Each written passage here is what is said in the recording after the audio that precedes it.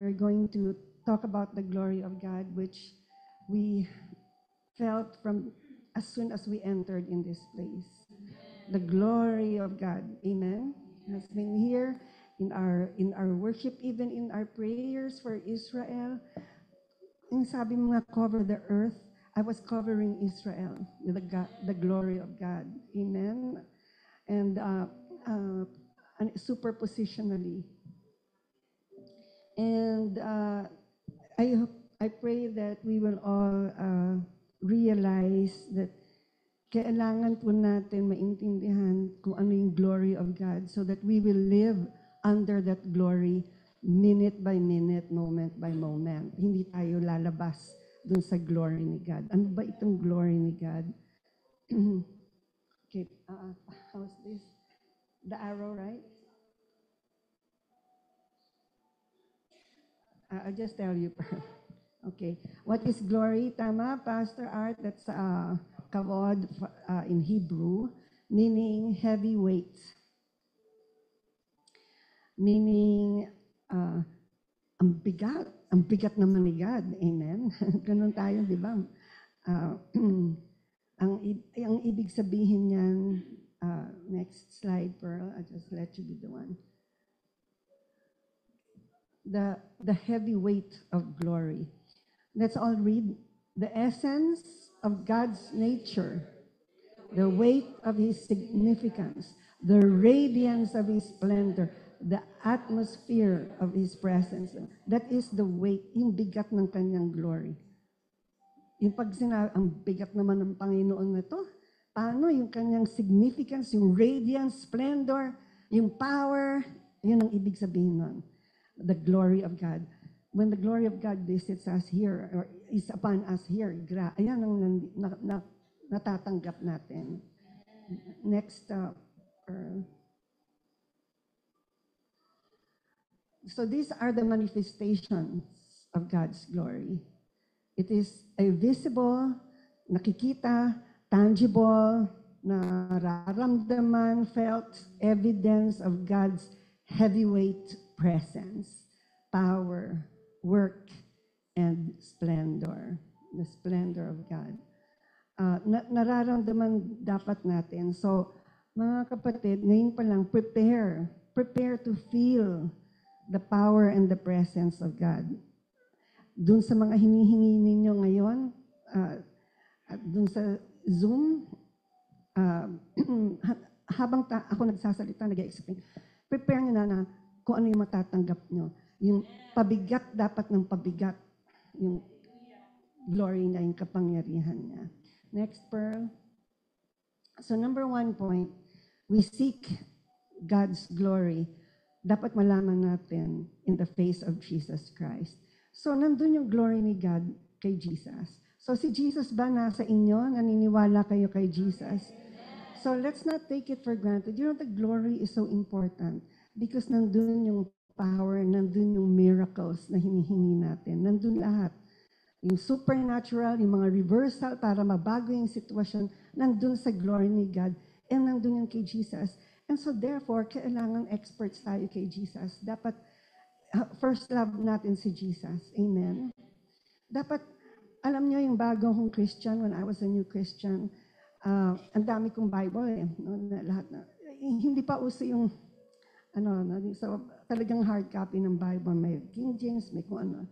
Pero nagkaroon ako ng project.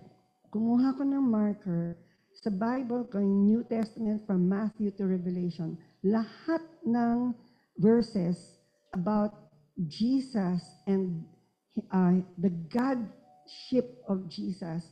Mga verses na nagsasabi na siya ay Diyos, lahat yun, hinighlight ko. Hanggang and yun ang kina-quiet time ko. I was just a 1-year-old Christian. Kaya hanggang ngayon, memorize ko. Yung mga naging estudyante ko na before COVID, Bible pa yung dala-dala natin, di ba? Pag may question, turn your Bible to ganito, ganyan, nandun. Kasi nga, iyon ang pinuprove natin that Jesus is God. So you have to understand that the fullness of God, the glory of God, the power of God, the presence of God, The love of God, the mercy of God is all in Jesus Christ. Amen? Next pearl. So let's look at this verse, basahin natin. Jesus is the manifest glory, the evident glory of God on earth. 2 Corinthians, for God who said, light shine out of darkness, made his light shine in our hearts to give us the light of the knowledge of the glory of God in the face of Jesus Christ. Nandun in the glory of God is in the face of Jesus. And ang nakakatuwa dahil sabi, God who said, let light shine out of darkness. Yung sinabi niya sa Genesis, wala pang ilaw nun, wala pang araw, wala pang moon, wala pang stars. It was the light of the glory of God. When he said, let light shine, he's saying, let the glory light shine out of darkness. And yun ang nilagay niya sa ating puso. Ganyanin niya yung puso niya. Nandito yung glory light of God. Kaya, it's not a small thing to say that you are a Christian. When you say you are a Christian, you have the glory of God in the face of Jesus Christ. Don't make Jesus a Sunday school. Sunday school, ano lang siya, di ba? Si Jesus, oo nga, praise God. But Jesus is Lord over all. He is God. So the glory of God, huwag nyo nang hanap-hanapin kung saan-saan pa na kay Kristo. The less you know about Jesus, the less you have the glory. The more you know about Jesus, ayun, pabigat ng pabigat yung glory sa buhay natin. Kaya, tingnan nyo, paano naumpisahan? May LGI. That's the glory of God. Huwag ka nang lumayo. Saan ang glory ni God? Because LGI was advancing the Jesus agenda. Amen? Gusto niyo mag-umpisa, gusto niyo mag-project, gusto niyo mag-ganito. May Jesus agenda ba yung project niyo? Kahit na ba sabihin mo pa na yung project niyo secular. You have to have a Jesus agenda because that's where the glory of God is. Amen? Ano yung glory of God? Miracles. Gusto mong may miracle dun sa trabaho mo, sa opisina mo, sa lupa niyo, kung saan-saan, kung ano-ano man. In the face of Jesus Christ. Next, Hebrews 1 verse 3. Nakakatuwa, no, yung mga verses. The sun is the dazzling radiance of God's splendor. The exact expression of God's true nature. His mirror image. Ang ganda ng version na ito, no? The exact representation of God's nature. His mirror, His exact image, the Son. So, pag sinabi nyo sa inyong, pag nag-fill up kayo ng mga forms, pag nakalagay religion, lalagay nyo Christian, you're writing the glory of God on that piece of paper. Amen? So, wag nating babalik. Wala lang, Christian. Or, Christian kami, born again kami kay Jesus. That we're talking about the glory of God. Next. And, number 2, we have, so the glory of God appears in the face of Jesus, and then He appears in the face of suffering. May trials ba? May kakulangan ba? Praise God! Nandun yung glory ni God. Grabe. Wala kang pwedeng puntahan na wala yung glory ni God. Huwag niyong isipin na ang glory ni God nandun lang sa masaya. No? O nandun lang sa wind watcher. You can be at your worst point in your life. Parang walang-wala, but the glory of God is with you. It's resting in us. Amen? Next, Pearl. Look at this. 1 Peter 4:14, let's all read. If you are insulted because of the name of Christ, you are... Because the Spirit of glory and power, who is the Spirit of God, rests upon you. You know, the worst thing that can happen to us is pain, suffering, sickness. Lahat na, di ba? That's the worst. Amen? Ano pa, di ba? Anything that's bad, that's the worst thing that can happen. And yet, the worst thing that can happen to you, nandun pa rin yung spirit of glory and power. The problem is, hindi natin alam i-harness yung glory na yun.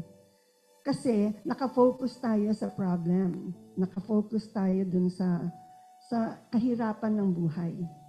Kaya hindi natin nakikita yung glory. Let's move on. God's spirit of glory and power rests on you during suffering. Sabi nga, when insulted, when you're mocked, when in pain, when you're in suffering, you can now display the spirit of glory and power resting on you. Yan ang hinihintay ni God. Meron kang problema, sa hitsura mo palang walang glory. Pakita mo yung glory ni God. Amen? Di ba nag-share ako sa inyo yung sa BIR? Nasa BIR ako, kaharap ko na yung I'm sorry, sabi niya, we cannot. Parang gusto ko ng, ano ba, kasalanan niya yan? Pero, the glory of God. Amen? The glory of God, because the glory of God is the power of God. Huwag kang magwawala, huwag kang dahil mawawala yung glory. Sabi ng demons, kitang-kita ko, wala yung glory sa iyo ngayon, di ba? Naaasar ka, nalulungkot ka, wala yung glory. Amen? You're getting bored, ang layo ng iniisip, wala yung glory. So, sabi nga, when the worst things happening, display the spirit of glory. Bakit? Nandiyan na siya sa iyo eh. Amen? So you have to display it. You have to look the part. And even the way we look, dapat glorious. Amen? Baka sabihin ng mga pagans, nasan yung glory? Hindi ko makita. I remember when I was still working in research in a corporate, secular. Ang daming Christian to, nag-share ng gospel sa akin. Ako nun yung wild, diba? Party girl. Kaya, although office yun, umaga pa lang, bihis na ako na pang evening wear kasi dire-diretso na sa hotel, di ba? Ready to party na kaagad. Imagine ako yung sinishare nila. Tapos sabi ko na, naku, kung ganyan ng kapangit, di bali na di na ako magiging Christian. Amen? Hindi ko nakita yung glory eh. Amen? Sabi nga, God looks at the heart, not at the appearance. Di ba? May nagsabi nun eh, sagot naman yung kapatid ko, sabi niya, oh yes, but God can see your heart and He can see you're pure, but people cannot see your heart, so they don't know if you have the glory. Amen? They will first look, ito muna eh, bago yung, pagka nakausap ka na, tsaka nila sasabihin, maganda naman ang puso nun. Pero before that, they want to see the glory. Kaya sabi, it's manifest, it's visible. It's in your eyes, it's in your smile. So, display. Sabihin nyo nga, display the glory. Sabihin mo sa katabi mo, display mo yung glory. Amen. Praise God. Next. Number 3. Mabilis lang tayo ngayon. Okay. Because we want to pray for the glory. Increasing in God's, how do you increase in God's glory? Diba? Yung bigat. Kaya pagka mabigat, nandun yung healing. Ito yung pinayatan ko nakita. Lord, basa ko ng basa ng glory. Ay, ano ngayon, paano ko makukuha yan? Paano yan, yung glory na yan? Tapos nakita ko tong verse na to, ito pala, this is the way, through contemplation. Ano kaya yun? Pearl? First of all, it is breathtaking to know that Jesus gave us the very glory that God gave Him. The glory of God is in us. Okay? Next. Okay. In John 17, our glory manifests itself in our unity and joy. Paano nakikita yung glory? Can we read? Jesus prayed to the Father, the very glory you have given to me, I have given to the believers, so that they will be joined together as one and experience the same unity that we enjoy. Grabe si God. right here when we were praising God, kaya napaka-importante ng worship. Pag kayo during worship at yung isip nyo ay kung saan-saan napupunta, sorry, yung glory sa inyo ay 10% na lang. Pag hingi mo ng healing, bakit wala? Ay wala hindi ka nakakoncentrate. Anong sabi? The very glory you have given them, because the purpose of that glory is that we will experience unity and joy. Happy ka dapat. Can I see happy faces? Di ba? We have to be happy under that glory. Happy na talaga. See, sabi ni Jesus, the very glory that God has given Him, He gave to us. And the purpose is, malalaman mo, Pastor Cookie, ikaw nagpapa-praise and worship ka dito, nakikita mo ba yung glory? Hindi ba may song, I can see glory in their faces? Hindi ba yung may kantang, you see the glory in the faces of the people. Amen? So, yun.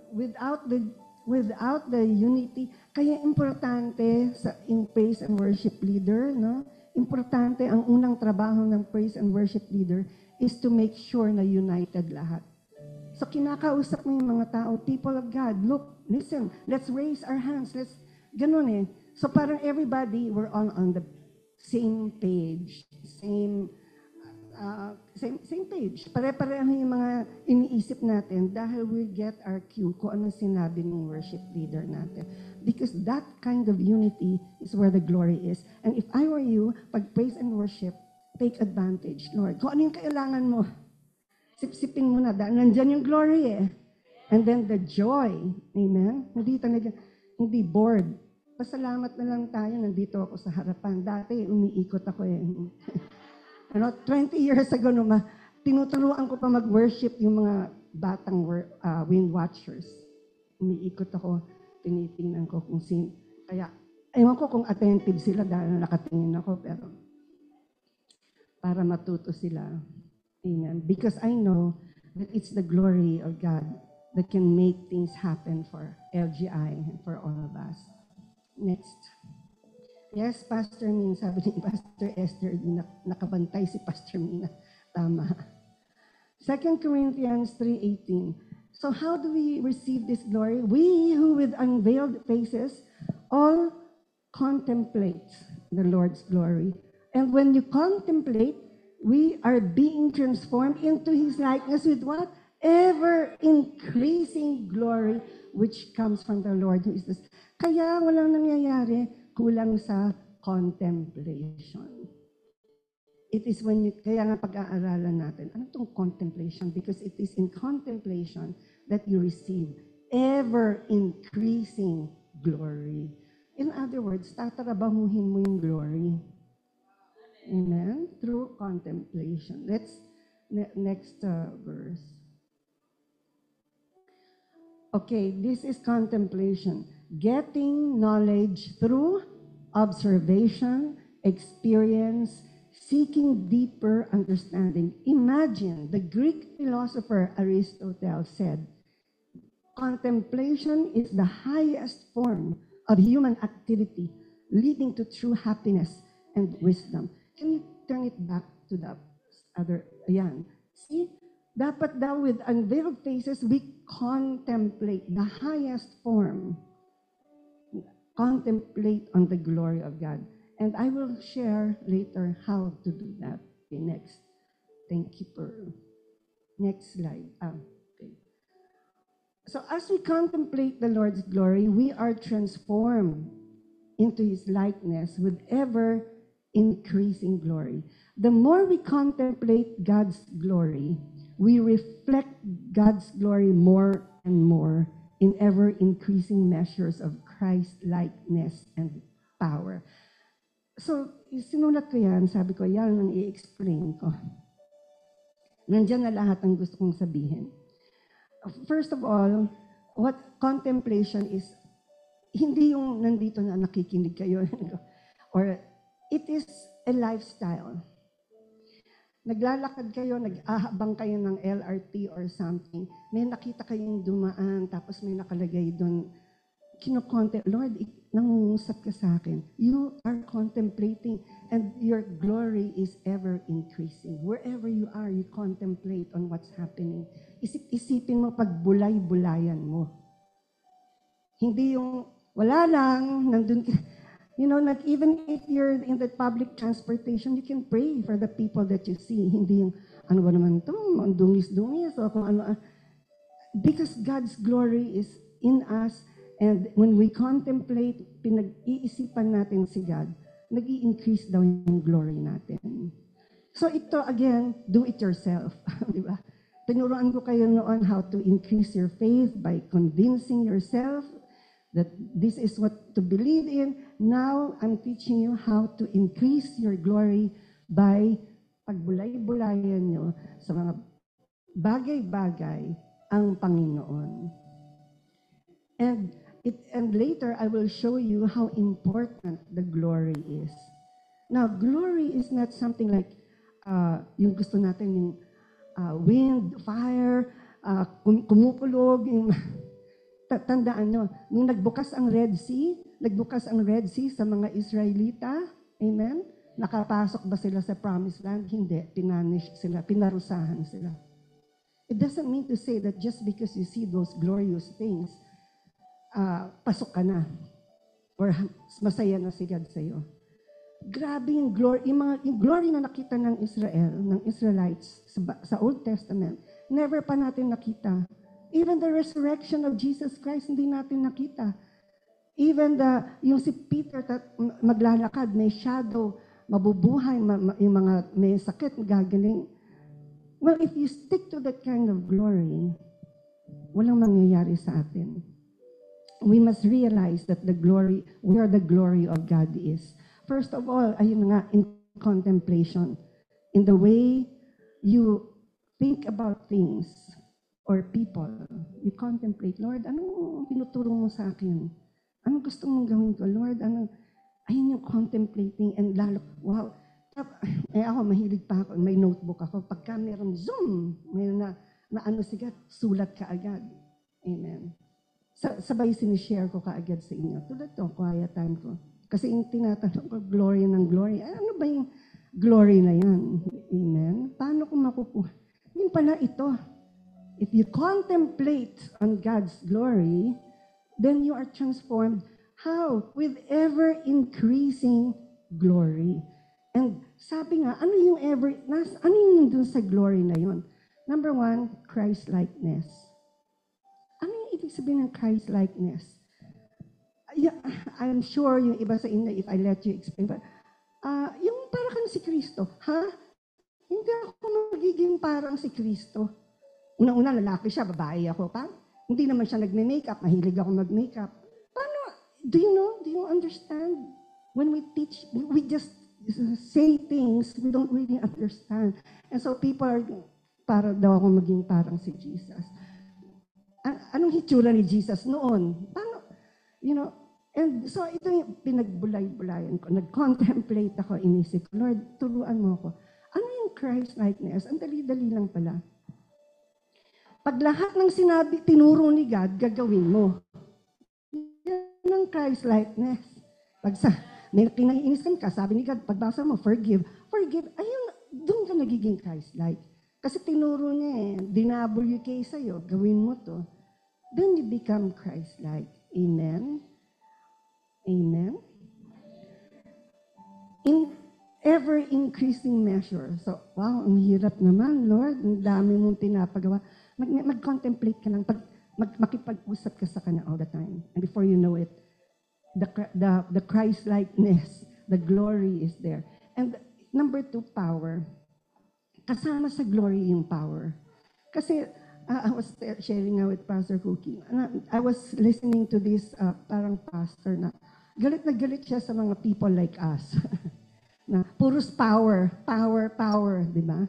Sabi niya, no, the glory of God, may sinasabi siya na the character of God is what we need. The righteousness of God. Yan ang dapat nating pagtuunan ng pansin. Hindi yung mga prosperity, hindi yung mga miracles, hindi ba narinig niyo na yun? Pero the point is, Paano nangyari yun? Tama yun, the character of God, the Christ-likeness of God, and Jesus is also the power of God. Amen? So, you are Christ-like, but where's the power? You're not really Christ-like. Kasi package yun. Amen? So, kaya tayo, yun ang, sabi ng iba, bakit puro sa LGI, puros na lang prosperity, puros miracles, signs and wonders, supernatural? Kasi hindi nyo tinuturo sa church nyo, kaya kami na lang. Amen? Kaya hindi na ako nagtuturo ng righteousness dahil pagdating sa church nyo, binobomba nyo na yun, do this, do that, hala kayo, mga, di ba? Ganyan, tama na yun. Pagdating dito, di ba? Glory of God, signs and wonders. Hindi natin minamaliit yung righteousness. In fact, natutuwa nga ako, hindi naman natin ine-emphasize masyado kasi nga yung church, I think churches are doing a great job. Kasi sabi ko, yung mga taga-LGI, hindi naman nag-aabuso. Wala naman akong naririnig na nag-win-watch o nag-LGI na, ay, nako, dahil by grace, dahil bait ni Lord, ala, sige, mag-immoral na tayo. In my 20 years, siguro wala pang 5 na ano kung ganun na encounter. At napaka-ano pa, yung na-encounter ko, nagko-confess pa at naaayos yung buhay. And yet, hindi naman natin tinuturo yun. Oh, do not commit immorality, ha? Do not commit adultery. Wala naman tayong ganon, di ba? Laging God loves you. The glory of God is upon you. Parang self-regulating kayo na. Because if you are under the glory, wow, ang saya-saya natin kay Lord. Wala nang kailangan magturo sa'yo. Wala nang kailangan magpagalit sa'yo. Amen? Ikaw na nga lang, isinusumbong mo na sarili mo. Pastor, pwede ka ba makausap, susumbong mo sarili mo? Amen? The new covenant, yes.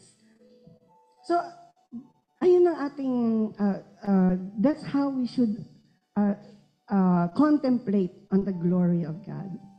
Next slide.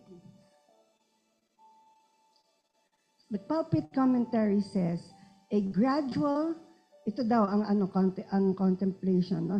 A gradual transfiguration or transformation. It is a mystical and spiritual change that is being produced in us while we contemplate Christ. Diba? While you are contemplating, ganun pala yun, Lord. Pinag-aaralan, saan mo siya mapag-aaralan? Sa salita niya, through prayer. Kaya hindi sayang yung inyong pag-a-attend ng mga Bible studies or wind watch. Next. 2 Corinthians 3 verse 18 says, and again, no, and we who with unveiled faces all contemplate the Lord's glory, we're being transformed into His likeness with which comes from the Lord. Which comes from the Lord. This glory comes from the Holy Spirit.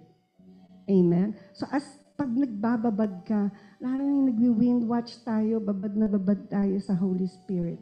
Hindi niya napansin. Kaya lang daming testimony, nagbago yung buhay ko. Wala naman kaming ginagawa sa inyo, wala naman tayong exam, wala naman tayong, yung leader na nagbantayan mo sila, ha? Kung bantayan mo yung pamilya na yan, kung sino kinakasama, kahit may mga young wala lang. Basta pag nandito, dapat laging masaya because the glory of God is upon us. And magugulat ka na lang, everybody is sasabihin na, kaya dito ako na in love kay Lord eh. Amen? Ba't ka na in love kay Lord? Kasi tinuturo natin na mahal kayo ni God. Ayan kaya nga sinasabi ko, alam nyo, hindi na kailangan magturo ng itong tama, ito yung mali. Kasi maliit pa sila, nanay nila ganun. Papaluin sila. Itong tama, itong mali, palo. Di ba? So akala nila si God ganun din. Pagdating nila sa church, ganun din ang preaching. Do this, do that, so you will be blessed. Amen? Ang hindi nila naririnig, God loves you. God is merciful towards you. Hindi nila naririnig yun. Kaya ako, nung hindi pa ako Christian, naiinis ako sa mga Kristiyano dahil, ayun na nga, you are a sinner and you need Christ. Alam ko naman, sinner ako. Pagandahan na lang tayo. Yun ang sinasabi ko. Yung isa naman, you'll be in hell. I'm in hell and I love it. Sabi ko sa kanya, no? Paano yung mga, hindi sila marunong pala mag-share? Hindi ko alam na mali sila doon. Ano? And then one day, somebody prayed for me. Sabi niya, sa daming nag-attempt sa akin, siya lang naalala ko, Panginoon, paramdam mo sa kanya na mahal mo siya. Yung feeling ko, matalino naman ako. Research executive director. Bakit first time nagulantang talaga ako? Mahal ako ni God right now, the way I am? And that really demolished every stronghold. Lalambot ka talaga. Kaya in my ministry, ganyan din ang gusto natin na gawin. That you will fall in love with God dahil hindi ka pinilit, hindi ka tinakot. Bakit? Dahil nalaman mo na mahal ka ni God. Talagang mai-in love ka talaga. Amen? Next. So the ever-increasing glory comes from the Holy Spirit because we can never achieve this glory on our own. Amen. So praise God, may Jesus na tayo, may Holy Spirit. Thank you, Father. Buti na lang, Father, Son, and Holy Spirit. Amen? Buti na lang. Next. So ito yung summary natin. No? We seek God's glory in the face of Jesus. We rest in God's glory even during suffering. And we increase in God's glory through contemplation. Okay, next. Number one, I just want, ito yung God's heavyweight glory. Saan natin makukuha yung glory na yan? Anong makukuha natin? Pagka may glory, there is Holy Spirit power. Merong praise and worship. Pagka pumasok ka at nagpe-praise and worship, tulad ng pag-praise and worship natin, glory yon. Pagka pumasok ka at yung kumakanta yung mga tao na biglang, wala yung glory doon. Siguro meron, ewan ko. Ayoko naman, do not judge ha, Pastor Mina, pero ang hirap talaga makita yung glory, amen?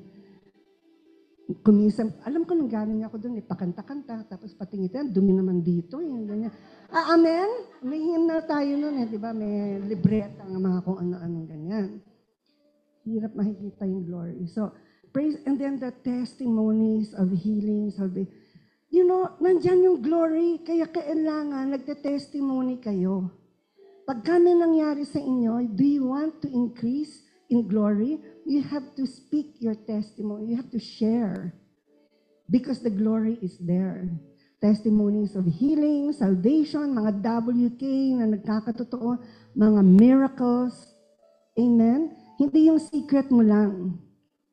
Kaya pag kami nagkikwento, Pastor Esther, sasabihin niya sa akin, grabe, yung sa OSG ko yung gano'n. Ayoko makinig. Kailangan isulat niya, gusto ko marinig siya. Kumbidahin mo siya magsalita siya sa OSG, Winwatch Tagalog. Kasi grabe yung glory na nagagawa ng testimony. Anong sabi sa Bible, sa Revelations? Satan was defeated because of the testimonies of the saints, of the Christians. So, huwag kayong tamad, huwag kayong swapang sa inyong testimonies na kayo-kayo lang kasi nililimit na yung glory. Amen? And then, we have to pray for miracles all the time. Alam ko na meron tayong doctors, meron tayong pero try nyo yung miracles, tarabahuhin natin yung miracles. Amen? Ilang beses na ako na-heal. Na-heal ako na hindi ko pa nalalaman kung ano yung sakit ko. Yung bang, kunyari, aray, Jesus, na-heal. Ano kaya yun, Hindi ko alam. Experiment. But of course, minsan, sasabihin ng WK, tawagan mo daw si Dr. Sino yun yung sa physical therapist? Jordan. pagka sasabihin ng Jordan, kailangan bumili ka ng gamot, gagawin ko din. A miracle din yun. Pero lahat WK, hindi ako gumagawa ng sarili ko lang. Amen? Because gusto natin ng miracles dahil hindi ka nagagastos. Sorry, Lord. Akala ko yung glory. Yun pala. Di ba? So, ngayon, kailan ka magpe-pray for miracles pag malala na? Hindi ka praktisado. Amen? Dapat may sipon ka pa lang, practice mo na. Para pag malala na, praktisado ka. Ang problema, lahat ng sakit mo, hindi mo practice yung miracles. Tapos pagka sinabi ng doctor, there's no cure. Tsaka ka, gusto ko ng miracle, Lord. Hindi na. Hindi mo alam. Wala yung glory. Hindi ka nag-contemplate, hindi ka nagbabad. Amen? Pag praise and worship, you have to take advantage, mga kapatid. You really have to trabahuhin nyo ang praise and worship dahil nandyan yung glory. And talaga matutuwa kayo sa sarili. Wow, para kayo lumulutang. Amen? Amen. Kaya kung minsan nga pagtapos na yung worship, parang ayaw, tapos sasabihin, let's be seated. Ayoko pa. Amen? So dapat yung mga praise and worship leader, medyo alalayan nyo naman kami. Huwag na nyo naman kami papaupuin ka agad. Amen? Konting, muna. Next. See, ito pa. You will know the glory of God. Do you have peace in suffering? Display the glory. Para social ka naman, di ba? Hindi suffer ka, hindi, reklamo ka lang, reklamo. Show the glory. Amen? And then, God's word, that's where you receive the glory. You contemplate on the word of God, be Christ-centered, even salvation. Every time somebody is saved, that's the glory of God. Every time you read the Bible, tapos walang dating, wala yung glory. Bakit? Hindi ka marunong mag-read Dapat, Holy Spirit, teach me how to read. Talk to me. Talk to me, Holy Spirit. Pag nangusap, the glory of God came upon you. Amen? Ito actually, quiet time ko to na tinuturo ko sa inyo. Quiet time ko nung kailan lang, last week lang. Tapos hindi ko na maakalain to si Pastor Cookie. Walang magpe-preach na anong ganyan. So, biglang, teka, meron ako about glory. Sige. So, medyo rush. But, ayan, righteous obedience. If you are obedient, every step of obedience, Lord, eto na yung nakakabwisit na to. Lord, ngingitian ko, I will display your glory. Wow! May reward ka kaagad. Amen? Ganun lang naman yung tinatrabaho ng yung glory. Amen? Wag natin kakalimutan. Salvation, when people are saved, we have to know about it, Christ-centeredness, transformation, and the spiritual gifts, of course. So praise God, mapalad tayo dito sa, lahat yung tinatanggap natin dito sa LGI, spiritual, lahat ng bawal. Diba? May mga bawal yan sa mga ibang church diba? Walang magtatangsa, walang magaganto. Ano yung vision? Wala. Lahat ng bawal, praise God! Diba? Lahat ng bawal na nasa Bible. And then, next, for last, ayun, the glory of God, the heavyweight glory, the kavod, contemplation, when there is unity and joy. Lalo na sa pamilya, no? Unity and joy. Bawal mag-away-away sa bahay dahil tinataboy nyo yung glory ni God at iniimbitan nyo yung power ni Satan. Amen? O, ayan, ha? Sino nag-amen? Sino? Amen. No? So the glory, kaya pala marami kayong miracles, Pastor Chris. Unity and joy. So ngayon pa lang, kung merong disunity, may kaaway kayo sa pamilya, no, sa bahay, no? Nako, ayan na, in Jesus' name, sabihin niyo na, Lord, I commit unity so I can have the glory. At saka ang saya ng buhay pagka Di ba? How blessed if we are in harmony, wala kang gagalit.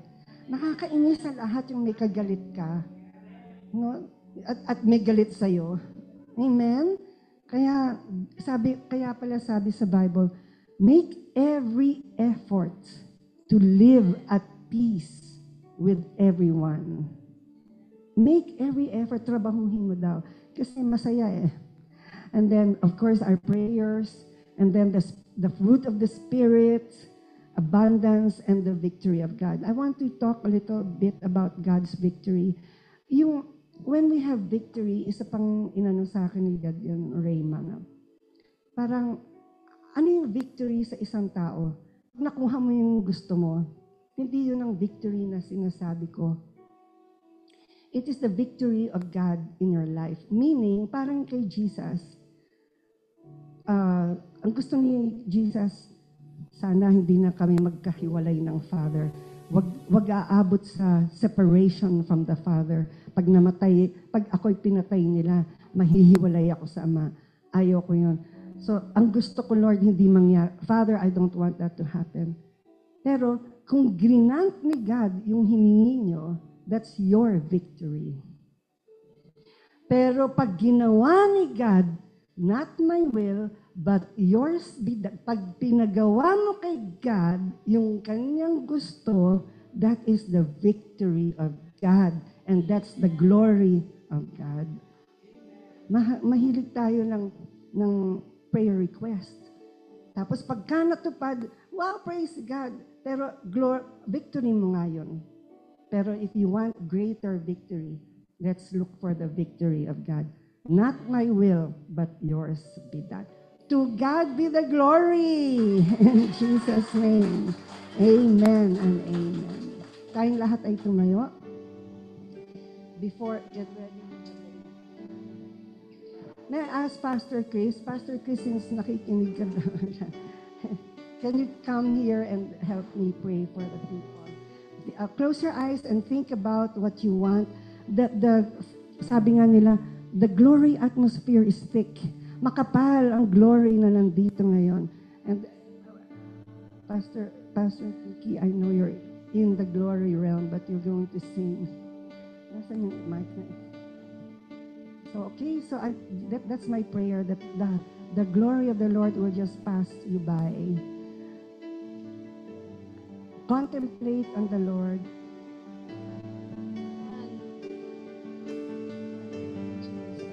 Thank you, Lord.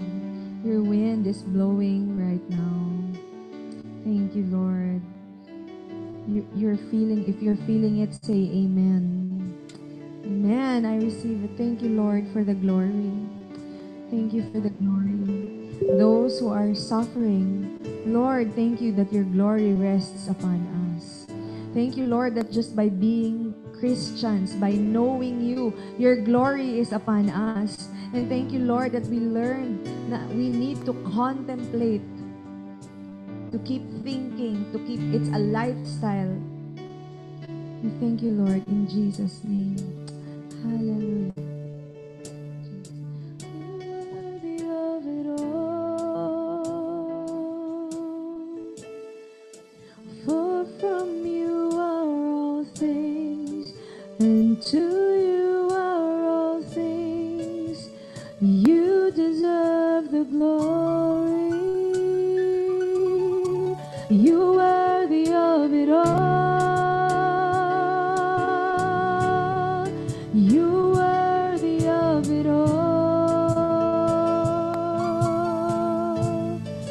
For from you are all things, and to you are all things. You deserve the glory. Hallelujah. People of God, just continue to be in the presence of the Lord. Hallelujah. Gusto ko lang ipakita sa inyo, ang sabi ng glory ay heavyweight. Mabigat. Kaya nga ang sinasabi natin, Lord, let me carry your glory. Kung makikita nyo ako, papasanin ko to. Ang bigat. Nakikita nyo? Lord, let me carry all this. Lord, in the name of Jesus, lahat yan, kaya nga ang hirap bit-bitin. Napakabigat. Pero lahat ng ito pwede mong pasanin. Amen? Amen? Can we give the Lord a clap of praise for that? Alin dito ang gusto mo? Alin dito ang gusto mong makuha sa Panginoon? You can do it. You can have it. The Holy Spirit is here tonight. Okay. Hallelujah. Kaya nga ang sinasabi, kabod, the glory of the Lord is so heavy. Hindi mabigat na pangit. Kung hindi, Panginoon, nalulunod ako sa kalwalhatian. Nalulunod ako sa kasaganaan, Panginoon. Nalulunod ako sa iyong kabutihan, Panginoon. Lord, pabigatin mo pa. Pabigatin mo pa ang iyong luwalhati. Pabigatin mo pa ang iyong kabaitan, ang iyong kabutihan sa aming buhay, Panginoon. Lift up your hands unto the Lord. Lift up your hands unto the Lord. The Lord is saying tonight, alin dito ang gusto mong dalhin, iuwi. Alin dito ang gusto mong baunin, pauwi sa iyong pamilya, sa iyong trabaho, sa iyong kalusugan, sa iyong kasiyahan. In the name of the Lord, in the name of Jesus Christ, tonight, people of God, kunin natin. You may be far from here, pero Lord, akin yan. Kinukuha ko. Sige, mamitas tayo. Pitasin natin ngayong gabi. Lord, as much as we can, Panginoon, babaunin namin. Get it, people of God. You need miracle. You need healing. You need righteousness. You need joy in the family. You need unity. You need testimonies of healing. You need miracles. You need transformation. You need abundance. You need God's victory. Panginoon, iuwi ko lahat yan. Babaunin ko, Panginoon. Dadalhin ko pa uwi. Carry it, people of God. Even if the weight of God's glory is heavy, the Holy Spirit will make you bear it. And God is saying, these are the people who will carry my glory. You are bearers of not only of the image, but the glory of God. Take it home. Take it home, people of God. Not by your power, but by the power of the Holy Spirit. Ang kinin mo, dahil hindi na tayo receive all this for us. We receive them, O God, Lord. We are going home blessed, filled with miracles, filled with abundance, filled with victory, filled with healing. In Jesus' name. Let's give the Lord a clap of praise. Let's celebrate. Let's His goodness. Let's celebrate our victory. Let's celebrate the glory that has come upon us. Amen and amen. Hallelujah. Cover the earth with your glory. Cover the earth with your glory. Cover the earth with the sound of heaven. Cover the earth. Cover the earth with your glory. Cover the earth with your glory. Cover the earth with the sound of heaven. Cover the earth, open up the heavenlies. Let a new sound be released as a